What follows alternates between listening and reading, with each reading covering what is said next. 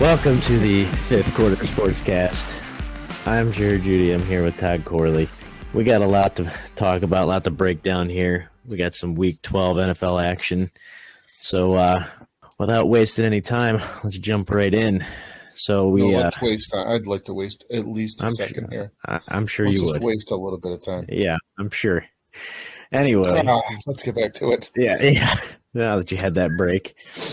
So this was Week 12, Thanksgiving week. We'll start off with how was the holiday? You get some good food in. You got plenty of football in. Still hungover. from Thanksgiving a week ago. Best way to detox is to retox. Well, I guess you can't be hungover if you never stop, right? Facts.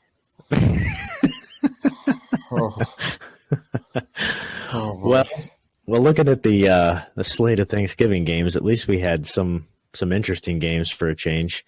But as usual, it wouldn't be Thanksgiving without the Lions losing. So now it's official. It's the start of holiday seasons. But we'll run through some games here, and then we can touch on some of the breaking news because there's plenty of injury news to go around, and then we can talk about some stud singular and some duds. But we'll start off with the first game, the Bills and the Lions. I don't know what your thoughts are, but that's a lot closer than I was expecting. I don't know that I was necessarily expecting a blowout because, Detroit's been able to put up points this year. But with that Bills offense, and their defense, I was expecting it to be a little bit more one-sided affair. But classic Detroit, they lose with a field goal at the last weaning seconds. 28-25 in typical Detroit fashion, just when you think they got it sealed up. One pass for, I think it was like 35 yards to Diggs, puts them right back in field goal range with, 5 seconds, I think, to kick it. I think Buffalo has lulled themselves into a false sense of security playing in the same stadium twice in a 2-week span. I kind of figured they would. I kind of figured they would split, but after playing the Browns there a week ago. Yeah, I kind of figured that they would get caught on one of those games, but hey, props to them. They made a new home outside of Buffalo. But yeah, they squeeze out a win. Jamal Williams gets a touchdown for me in my fantasy. I kind of heard, if I remember right, he had 13 touchdowns on the season so far. Probably has like 300 yards total for the season, but it's 13 touchdowns. And I don't know if it was a franchise record or a league record with Barry Sanders at 16, which, let's be honest, if Jamal Williams passes Barry Sanders for touchdowns, obviously that's pretty impressive. But then again, when you don't have the yards to go along with it, you're just a goal line bruiser. I don't know that I put much stock in that, but that's still pretty impressive. Yeah, you're not too far off. He's got 734, but he does have quite the touchdown count. He just kind of reminds me. He kind of reminds me of the Brandon Jacobs years at the Giants, where Bradshaw runs 99 yards, take him out, put Jacobs in fall 1 yard forward for the touchdown. That's kind of, it helps that Swift has been beat up most of the year, but hey. If it's not broke, don't fix it. Just keep giving the ball to him on the goal line because he's proven he can get in there. He's effective, I'll tell you that. Yeah. He scores. Yeah. Lions don't win, but goddamn it, if he's not scoring. That's the one bright star, shining star now that Hawkinson's gone. There's really nothing else there. Yeah, no, that's right. We'll kind of leave the rest of the Thanksgiving Day games alone just because I wasn't too impressed with any of the other Thanksgiving games. They were good games, but nothing, really stood out much. Plus, we got some other bigger games I think we can touch on here. But let's go to your wheelhouse. You got to be happy with this one. The Browns, they finally do something outside of the Cleveland norm. This is typically a game where Cleveland would have went to pass, and lose. But the Browns actually showed up and shut down Brady and the Bucs in the fourth and then took it to overtime on the legs of Nick Chubb for once. It's weird. It's like it took them overtime to figure it out.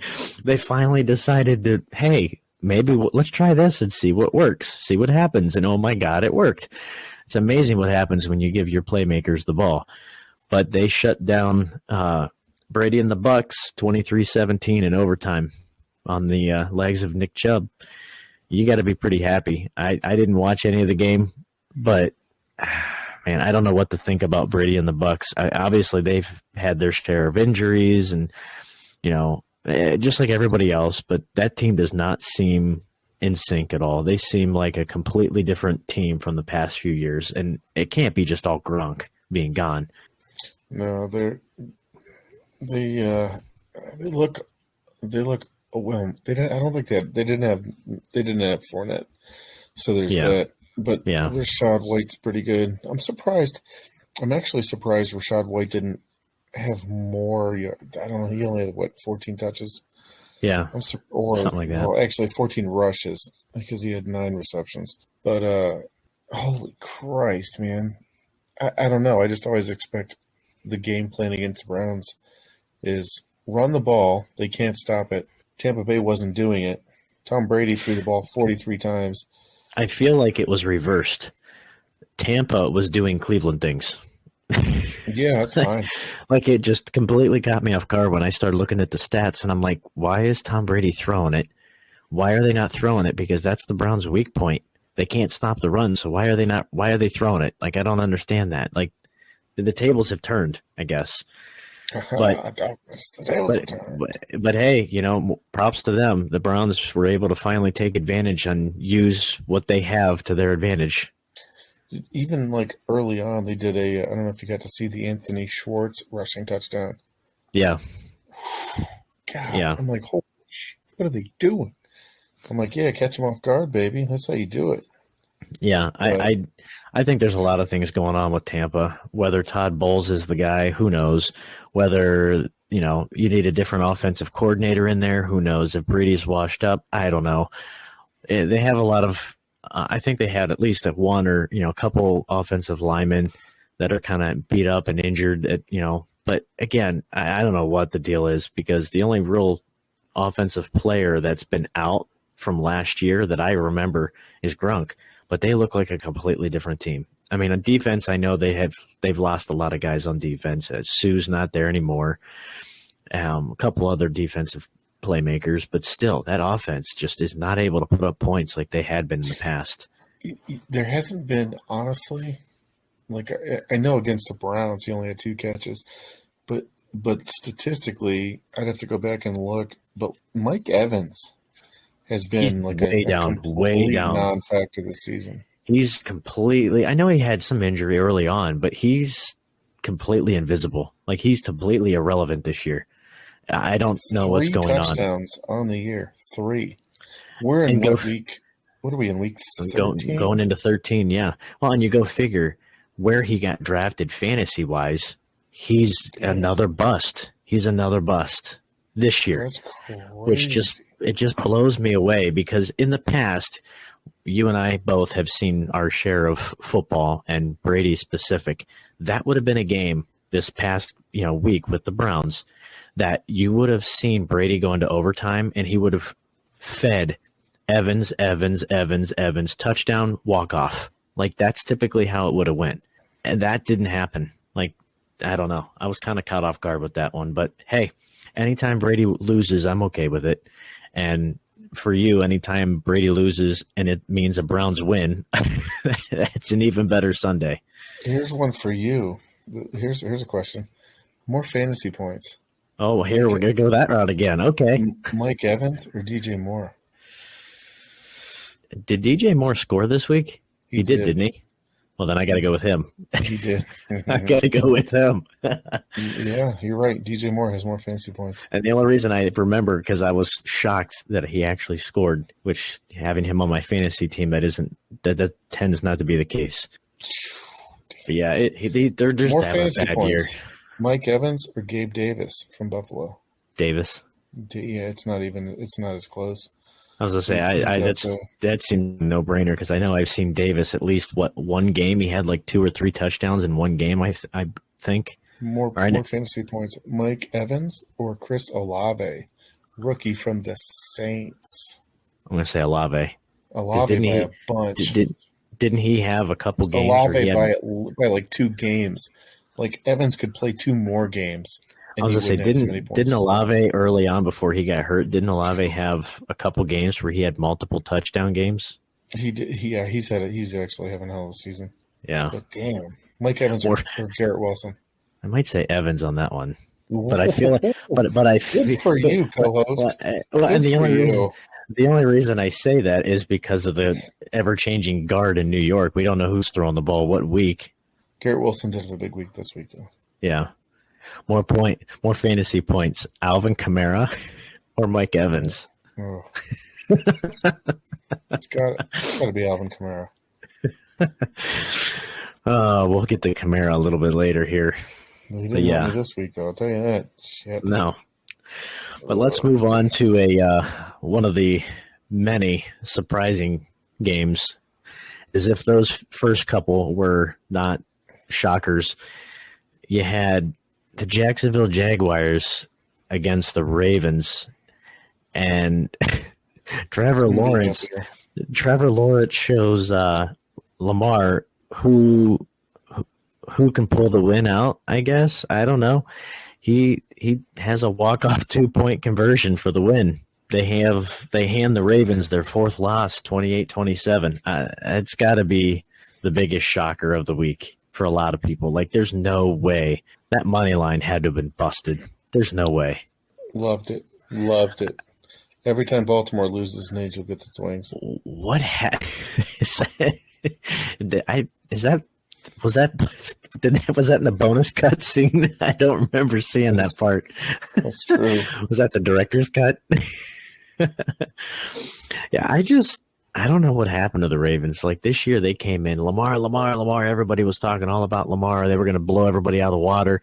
They basically crowned them as the top 3 teams in the AFC was the Ravens, the Bills, and the Chiefs.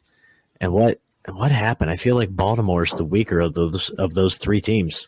Like they just haven't been flashy. They've struggled, I feel like, a lot. Lamar has struggled. And then you get upset by Jacksonville. Like, nothing good about that. I tell you what, man, Jacksonville's coming into their own.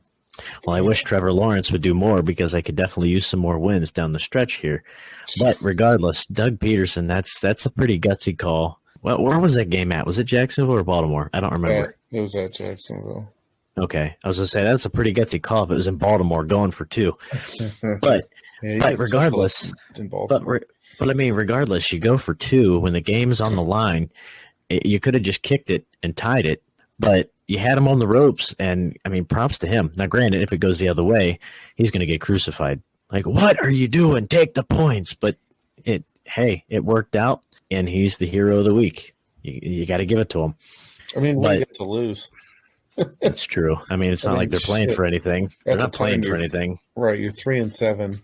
Who gives a shit? Go for it. It's true, yeah. At that point, you might as well go for it on every 4th down and go for it on every extra point because, I mean, you got to take every point you can get. But, hey, I mean, they got the job done. They knocked them off. I don't know that it's how much it's going to affect in the long run, but, hey, they walk out of there with a win, not a loss. Justin Tucker things. Yes. 4 field goals. Woo, child. With that being said, we'll move on to a very identical game with Brandon Staley's Chargers also going for 2 to give the massively dysfunctional Arizona Cardinals their 8th loss. It couldn't have been almost more of an identical game. 25-24 the final, and Staley goes for 2. Which Staley's has, the kind of that reputation of I'm going for it on every 4th down. I'm going for 2 on every single, touchdown. He's kind of backed off. I feel like that this year. He hasn't gone for it as much as he did last year. But hey, he put the pedal down and decided now's the time we're going to go, and it worked. It panned out. But yeah, he He walks out there with a win. And the Cardinals, my God, what is going on with them? They couldn't be any more of a dumpster if they tried. Like, Call of Duty Kyler. Kyler hates Patrick Peterson after this week. Yeah, I was gonna say he can't stand the coach. The coach is an idiot. He's flipping out on him. He doesn't know how to call plays. And now Patrick Peterson's going after him, and him and Peterson. I don't see how this works. Like, not even this year, but going forward next year, because you just gave the. They are pretty dysfunctional. Because like James Conner's a stud. Homeboy ran for $120. I feel bad for Conner. Benjamin. I feel bad for Conner and JJ Watt. Like, they're just JJ Watt went from one mess to another. Like, I don't know how much better this team is than the disaster he had in Houston. Like, I don't know. I don't know that JJ's going to go with another team before he retires. So I feel like this may be his last stop. Hopefully not. But man, I would hate to end my career like this. Like, that's a rough go. But I mean, you have Kyler, you just gave a big extension to. You just gave your head coach a big extension, who have the same agents. How that works, I don't know. And they hate each other, or at least Kyler can't stand Kingsbury. So, I mean, how does this work moving forward? Because if it's this pretentious now, things aren't working. How do you fix it? Because if it comes down to one of them's got to go, I can guarantee it ain't going to be Kyler. But then it seems like no one likes him. No one can get along with him. He seems to be self-absorbed. He seems to be a younger Russell Wilson-esque type guy. But it's like, how do you work with that? If it's not working, how do you bring him back down to earth to make it work? Like, I don't know. I don't know what they do. I figured they would. I mean, I guess technically they are better. Imagine them without DeAndre Hopkins. Well, that's what I was going to say. At the beginning of the year, everyone's like, just wait till Hopkins comes back. Just wait till Hopkins comes back. I don't feel like they're that much better with Hopkins because Kyler can't get the ball to him. I don't know. They're paying Hopkins. They're paying JJ. They're paying Kingsbury. They're paying Kyler. And they got 3 wins to show for it. I mean, holy shit. I don't think they've won. They've won, one, two. They haven't won that many games with DeAndre. No. Since he came back. I was going to say, I think they've only won 1 since he came back. It might be. Let's see. Yeah. And of those wins, have any of them even been division wins? Or have they lost every division game? The division. I mean, not like it matters, because God knows everybody else in that division not named San Francisco or Seattle is trash. I mean, the Rams are a joke. Far cry from where they were. And the Rams are done. Arizona, I honestly don't know. Who's worse now, Arizona or the Rams? Like, I honestly don't know. They seem like the same team. And the only reason the Rams are bad is because they have so many injuries. But, I mean, man, I don't know. I'm just glad I'm not a Cardinals fan. I'll just put it that way, because it's got to be rough. Sorry, the Browns. It's got to be rough seeing a 4'5" quarterback talk like he's the next Joe Montana. God. I dealt with that shit for a couple years when Baker was here. I got the empathy, but they're not sure as fuck not getting sympathy. I'm glad you knocked that one out of the park, because I just lobbed that one up there for you. I was hoping you were gonna rip it. I was hoping you were gonna rip it. Baker Mayfield is a poor man's Taylor Heineke. I don't know that I've ever heard that analogy, but that's a good one. I don't know that Taylor Heineke appreciates it, but Baker Mayfield is a poor man's Taylor Heineke. Yeah, but I don't know that he would appreciate it. Let's put that in perspective. He wouldn't want to be in any analogy with that guy. Heineke might not want to. He'd be like, man, keep the guy names in my mouth. Yeah.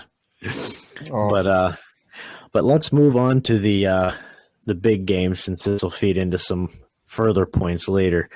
Raiders top Seattle in overtime. There's a lot of overtime and 2-point conversion games, I feel like, this week. But Raiders top Seattle in overtime on the legs of Josh Jacobs.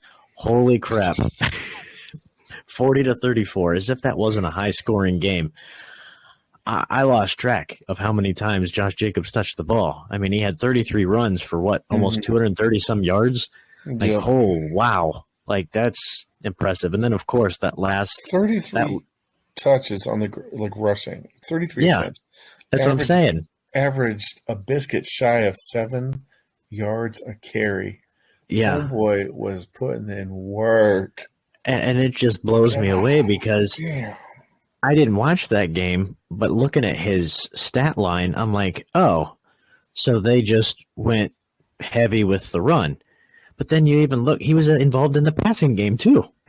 So it's like, so Devontae had quite. Dude, he had 74 yards receiving. I was gonna say, I think didn't Devontae had 70 some yards too? He had, if I remember right, the exact same. Actually, Jacobs had a higher average per catch. But I mean, they had literally the exact same yards receiving. Okay, so you had two guys getting 70 some yards receiving, and then you had and then you had a running back who was just shy of 250 on the ground. Like, did you maybe think, hey, maybe we need to change something up because this isn't working? And then the guy rips off, like, what was it, an 80-yard something run in overtime for the win? 86, Yeah. Did you not see that coming? Like, when you got to overtime, what did you think was going to happen when he's ripped you a new one the entire game? When they lined up with the ball, you couldn't have thought, I bet it's a pass. Because they hadn't had to pass all game. Stack the box because you know it's going to him. Like, that just blew me away. I don't know that I've ever watched a game that one-sided except for Sunday night. But other than that, I have not seen a game that one-sided where everybody in the stadium knew who was getting the ball and what the play was. And it was kind of like Oakland saying, or Vegas saying, yep, we're going to line up, we're going to run. Guess what we're going to do? We're going to run again. And then the next play, we're going to try running again. So just go ahead and try to stop us. And they just kept pounding it. And Seattle had no answer. It's so crazy because, like, Kenneth Walker for the Seahawks all season long have been rushing. Didn't matter if it was Rashad Penny early on and then Kenneth Walker coming in. Kenneth Walker in this game he had like a Trent Richardson game. Mm-hmm. He had Richardsonian numbers. He averaged less than 2 yards a carry. He went the opposite way of where he's been the last few games. Kudos to the Vegas Raiders, man, because their defense, the fact that this game was just, looking at the stats, the fact that this game was as close as it was, it blows my mind. And that's kind of what I looked at initially when I looked at the score. I was like, oh, this is a shootout. There was no defense. But then when you're looking at the flip side, I'm like, okay, well, Kenneth Walker really wasn't a factor. So there had to have been some defense on the Vegas side. But it's just like, oh, my God.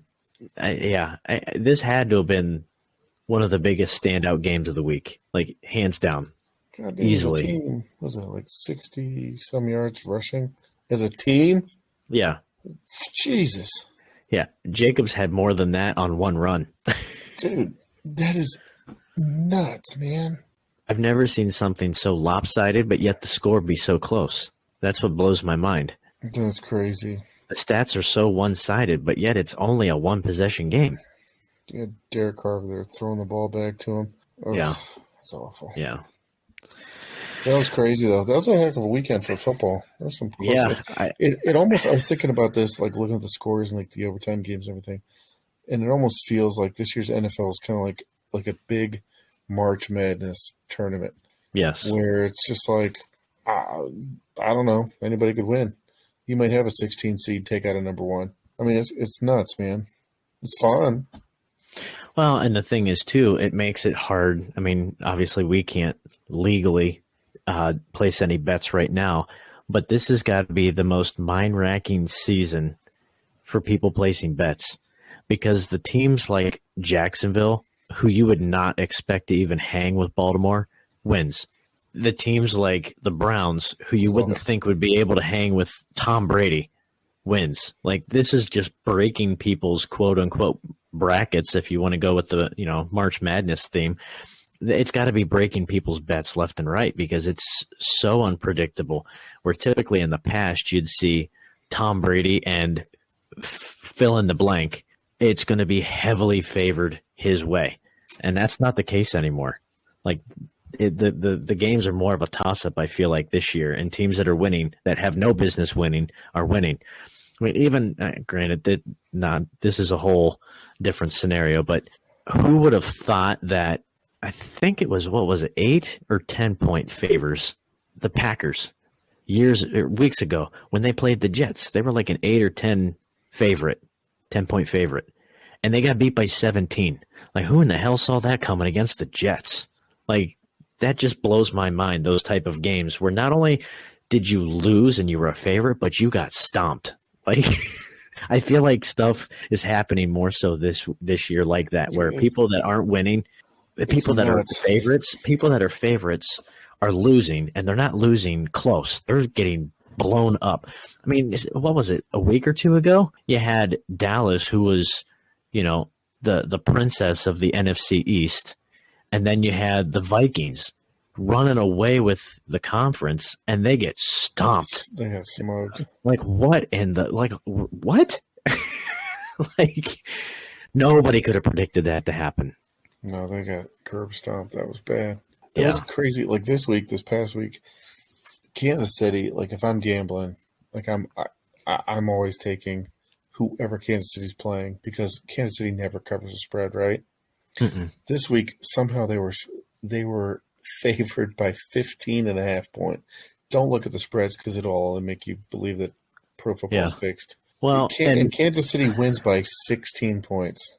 Well, and the funny thing too is the show to not be mentioned. There's a guy on that show who's a diehard Lions fan, and I don't know if there's any truth to it or not, but that they say that, and I'm not a Lions fan, so I can't say, but he's a diehard Lions fan. He said last year and the first part of this year, the Lions were the best team betting wise against the spread. Like, they every week. And I'm like, yeah, it makes sense, because they're just blowing teams, point wise. They're just scoring left and right, which is the exact opposite of the Chiefs. And it's almost like the Chiefs, the only way that I've found, and obviously not legally betting, we can't do any of that yet, but the only way it seems to be able to. I'm not bound by the Ohio laws. Yeah. You're exempt. I use betonline.ag. I don't have to bet in the States. It's true. What's said by the co-host does not reflect. It's legal. Shit, it's legal. But no, I'm not running a backdoor poker game here. Yeah. Well, what I was going to say though is, it seems like the only way to make any money trying to bet on the Chiefs is you wait till they go down 17 plus points going into the fourth quarter, and then they're the underdog, and then you place the bet, because then they cover. Like, that's the only way that you bet on them. Otherwise, you're going to lose. Facts. Speaking of, well, let's you need a refill? Jared, we've been doing this show now for a little while. Yeah. Oh boy. Yep. Well, let's get through the I feel like this was a laundry list of injuries, and then we can talk about the stud and duds. God, if a wreath could take a piss, that's what it would taste like. That doesn't sound good to me. Not all Christmas sales are the same, folks. It's not one universal.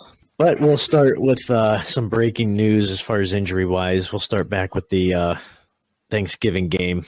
And Von Miller left the game with a knee injury. Initially, they were hoping it wasn't an ACL, but it turns out it's a lateral meniscus tear. And I thought I read somewhere online that he was hoping to be out maybe 7 to 10 days, hoping to be back for the Jets game. So at least they avoid the ACL. But that's a big blow to that defense. I mean, I know they had Poyer, and I think Micah Hyde's done for the year. So they've had some other injuries. But Von, with the way he's been playing, that's a big deficit. Hopefully he can get back. And you look at San Francisco, they had their slew of injuries. I know Christian McCaffrey's had some knees, swelling, some knee issues. I guess Jimmy G, I didn't see it, but I read that he got popped pretty good in the knee in the surgically repaired one. So I'm sure that's not helping. Elijah Mitchell, he's out 6 to 8 weeks with an MCL sprain. So that's another blow to them. And Debo's kind of been beat up. Yeah, the Elijah Mitchell one was the one I'm like, Jesus Christ, San Francisco running backs. God damn, don't stand near them during a thunderstorm. He's like, getting struck by lightning. Well, them or Denver. Christ. Yeah. Them, Denver, or the Giants. Don't let Melvin Gordon hold your newborn baby. That fucker will drop everything. Christ. But, we'll get to the Denver Broncos here in a little bit. But then go into the Rams, which we mentioned earlier being a dumpster. Stafford had a concussion, and then he had a stinger, and they said he was in the concussion protocol, and then he was out of the concussion protocol, then he's in the concussion protocol. But then aside from him, you got Aaron Donald with a high ankle sprain, who's probably going to miss some time. They got Cooper Kupp with an ankle injury. You have Allen Robinson, who has a foot injury, which this is the first I'm hearing he's even still in the league, because I thought once he left Chicago, he was invisible because he's really done nothing at the Rams. But I had read something about that, depending on how the next few weeks go, which I don't know why that's even discussion because they were already done at this point anyway, that McVay may consider shutting them all down for the rest of the season, which, I mean, what do you have to play for at this point anyway? You might as well go for it. But do you think that depending on how the next couple of weeks go, that Stafford, is he going to hang it up? Like for the season? No, for good. Oh God, no. No. I mean, granted that I think he's under contract for what, 26, I think? 2026. I'm looking at it like that guy's broken every single bone in his body, and now he's had a concussion. He's got a stinger. He's got a ring. I mean, he's made his name. If all these guys and the Rams, they've basically sold their soul to the devil. They have no picks for the next how many years.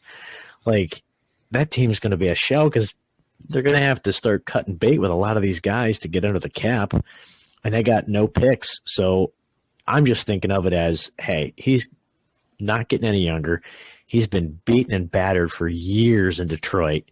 He's getting beat up and battered in Los Angeles, and they're going to have a worse team moving forward. Do you want to stick around for that, or do you just want to take the money and cut bait? Like, I don't know. Especially Aaron Donald. I mean, he was close to retiring last year, and I can't imagine he's probably too happy with the situation right now. This season's not working out according to plan. I mean, they truly not even close from the top to the bottom. I mean, good God. Yeah. Tell you what, though, I don't know. For you fantasy fans out there, yeah, I'll be playing some Seahawks this week with that defense without Aaron Donald. Yeah. Man, goddamn. Hope I'm not playing Kenneth Walker this week. Yeah, I actually thought about in my other league. I actually thought about starting Geno Smith over Josh Allen this week. I hate Thursday night games, and Geno Smith versus a Aaron Donald less Rams. I mean, no matter who you put out there is not going to have the same impact, obviously. And the Rams themselves can't stop anybody. So, I mean, I could see the gamble. Yeah, buddy. Play your Seahawks. But with that being said, as far as studs, Joe Mixon and Jamar Chase are both kind of trending up out of the concussion protocol for Mixon, and Chase with his hip injury. They're both trending, supposedly from what I've read, they're looking to be able to suit up this week, so that'll be huge for a certain co-host. That's right. So it'll be interesting to see how them and Joe Burrow get back in the good graces and start piling up points again.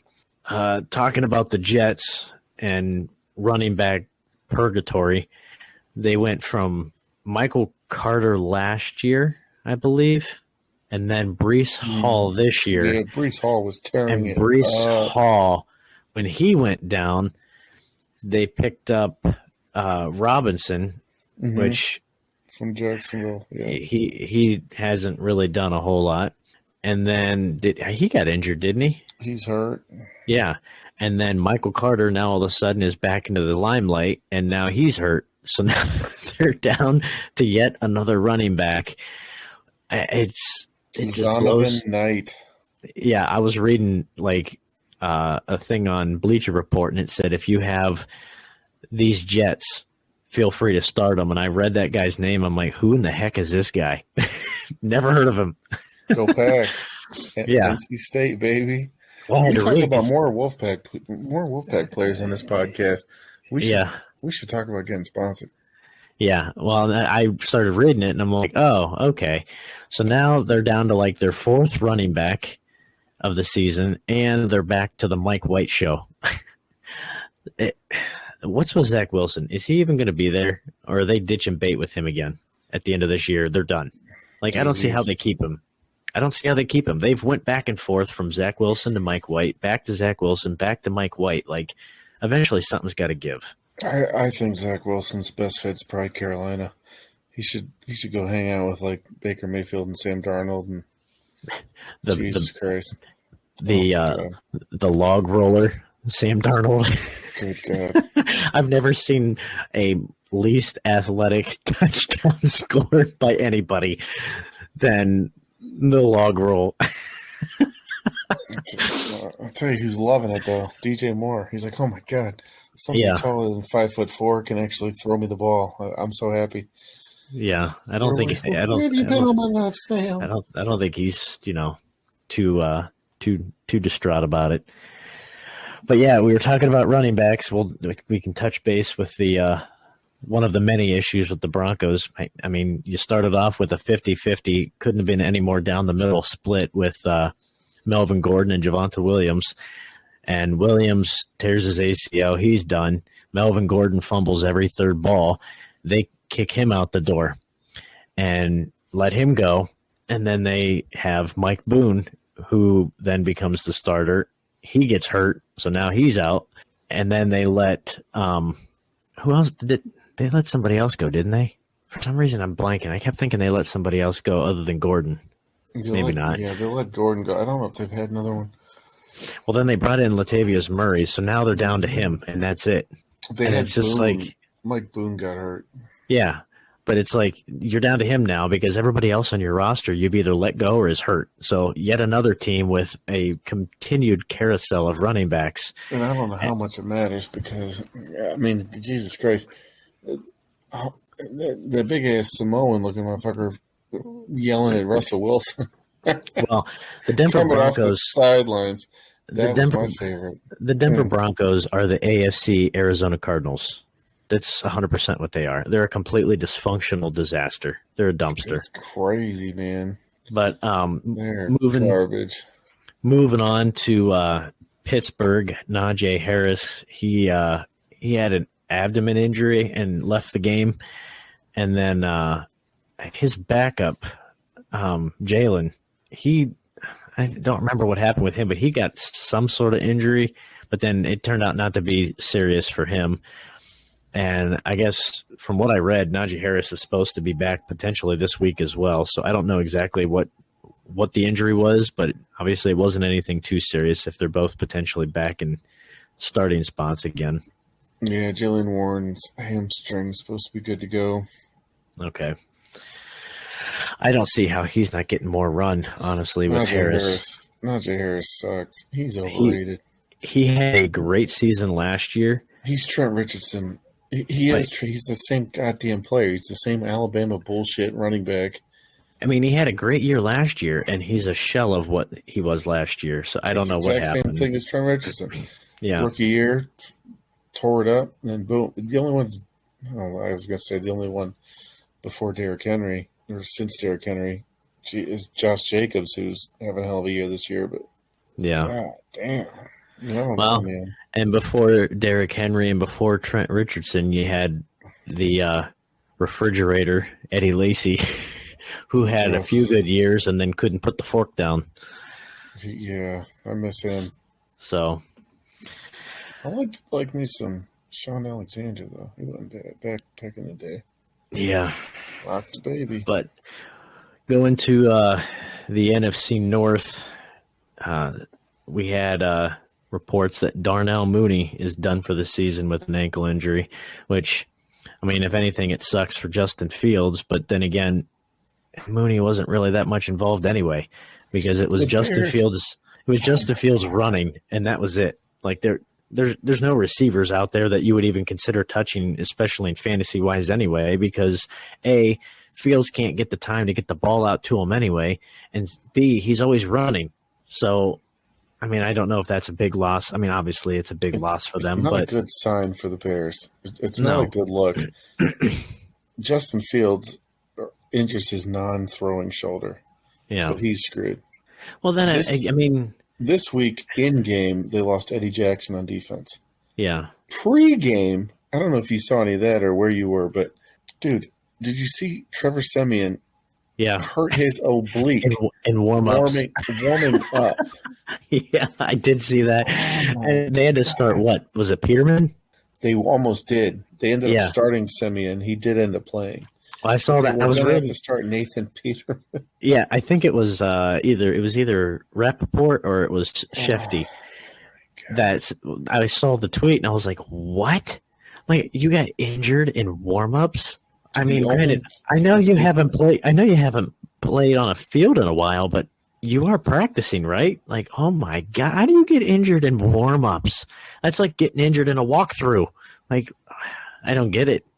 The only thing from the Bears debacle this past weekend that was missing from my bingo card was having a quarterback get stuck underneath the flag, like during the national anthem, a la Brandon Weeden and the Browns.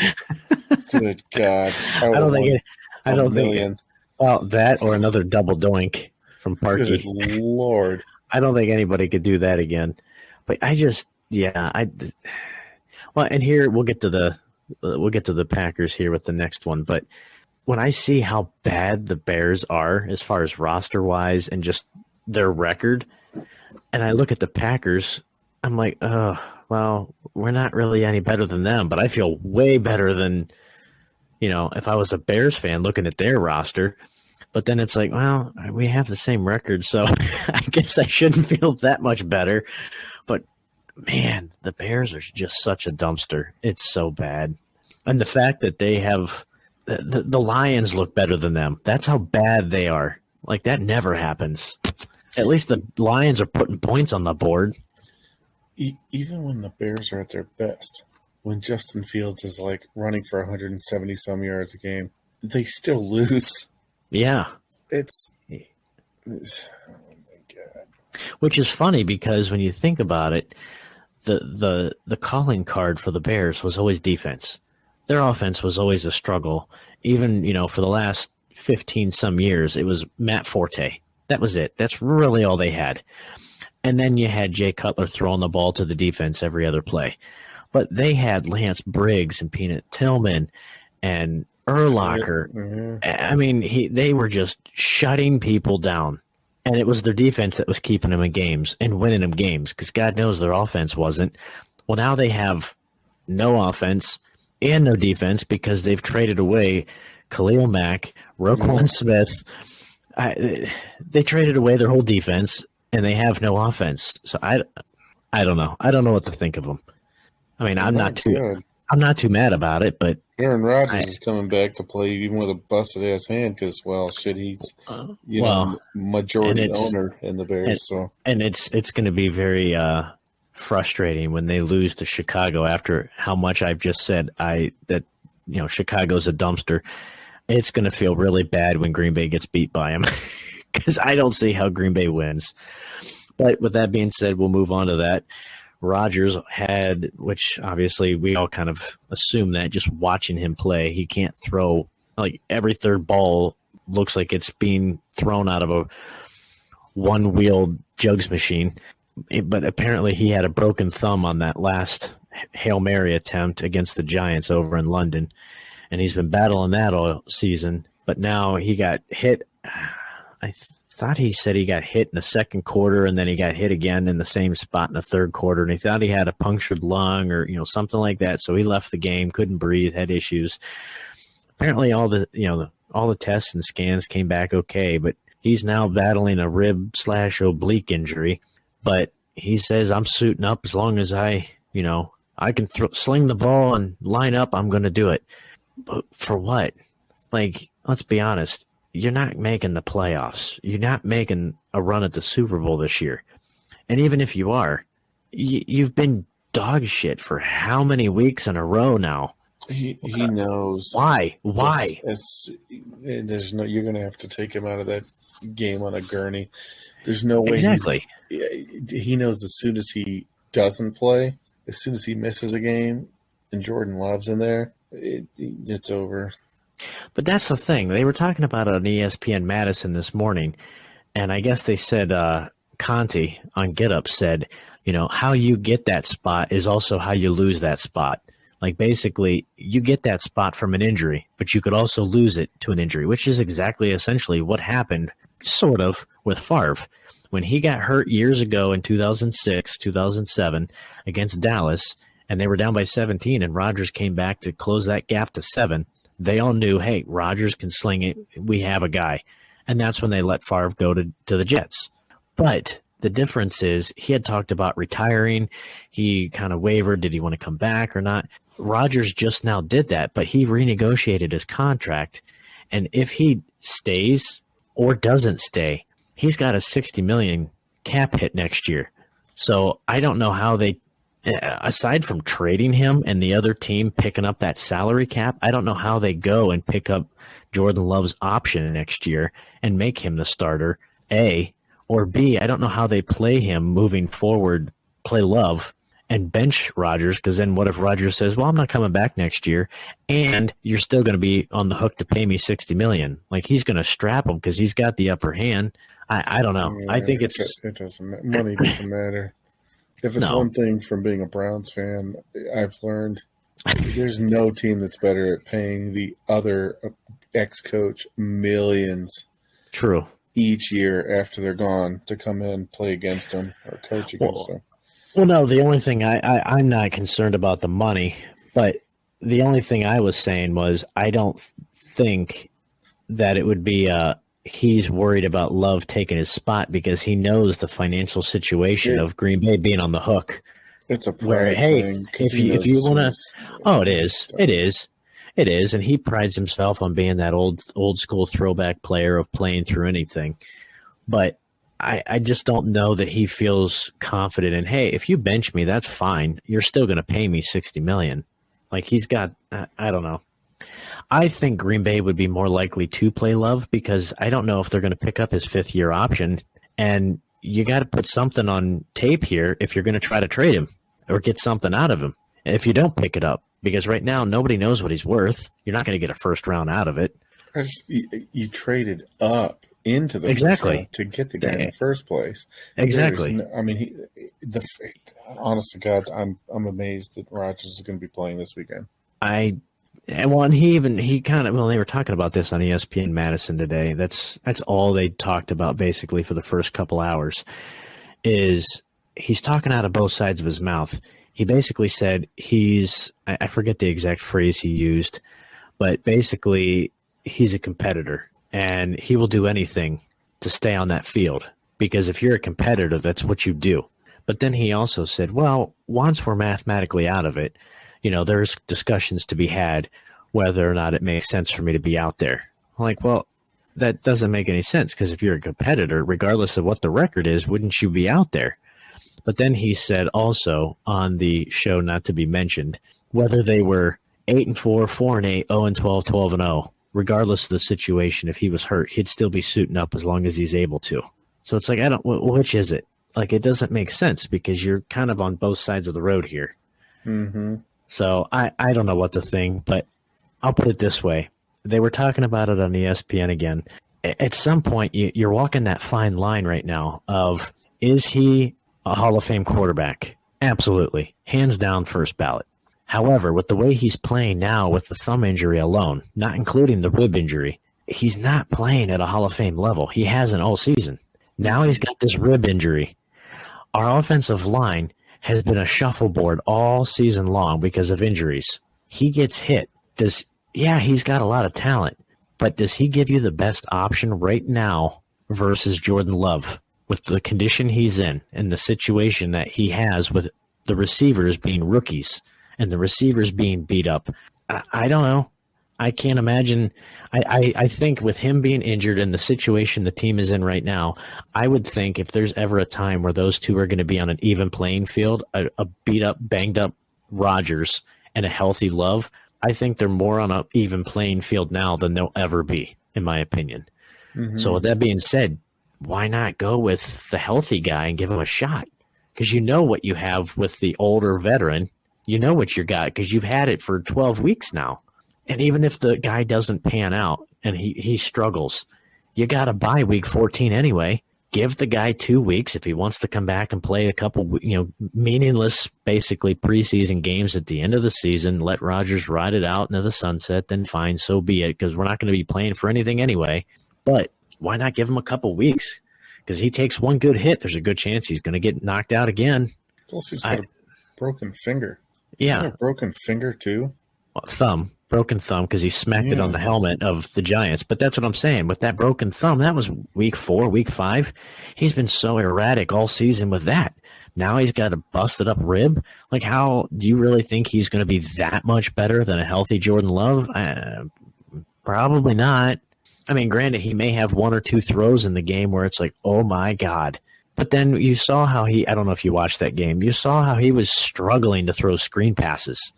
Like, if you can't throw a screen pass, and then LaFleur came out at the end of the game, yeah, I saw he was in a lot of pain, so we just called a lot of runs. Okay, so when the defense knows you can't throw the ball, they already know you can't throw the ball because we don't have any receivers. I mean, you couldn't be any more one-dimensional if you tried. Like, why leave that? Why screw your team up like that when you already got enough issues? Yeah, it's a slippery slope. I can make an argument for both. I don't know. I mean, if it were me, I'd be playing Jordan Love. I mean, I applaud him for not wanting to come out and, wanting to show like, hey, I'm going to do everything I can to get out there for my team. I get it. But you also have to think about what's the best interest of the team. Like, if you can't be 100%, at what percent do you then become a detriment to the team? Like, I don't know.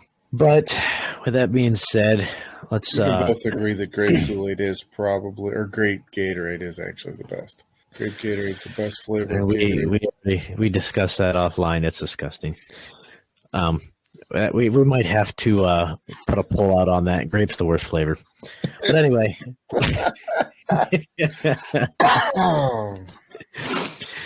Let's move on to the studs and duds, and we'll finish this week up.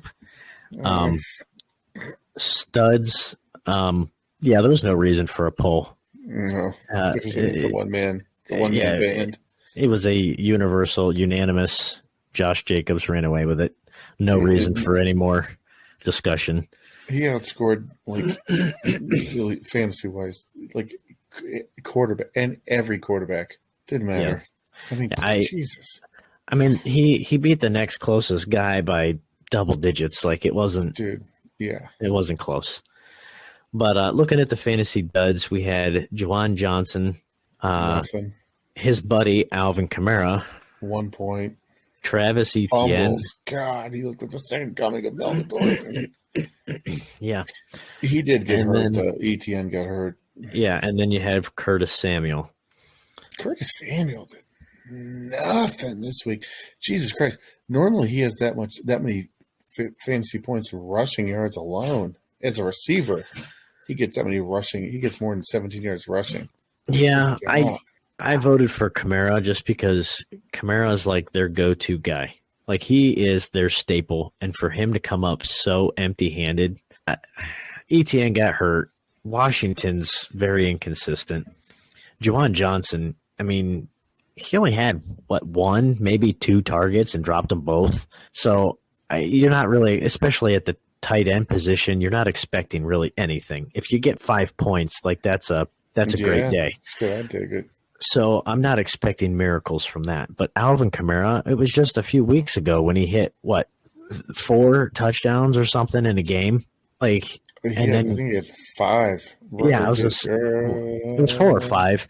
But regardless, to go from that just a few weeks ago to nothing and then fumbling on the goal line. Like, that couldn't be more polar opposite. Like legit, or maybe it was mixing that. Fuck, legitimately feast or famine. Yeah, with Alvin Kamara, and it's been a lot more famine than feast. yeah, I'd say. But as of right now, the voting, we got Kamara at 75% and ETN at 25. I caught highlights of that game, but I wasn't able to watch the whole thing. But I didn't realize how close I was to actually getting points for Juwan Johnson.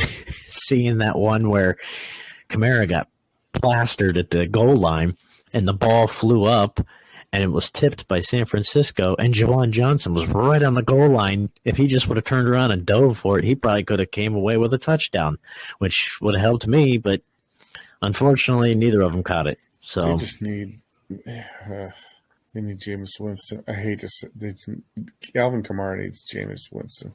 That team is absolute trash without Sean Payton. Everybody's thinking it.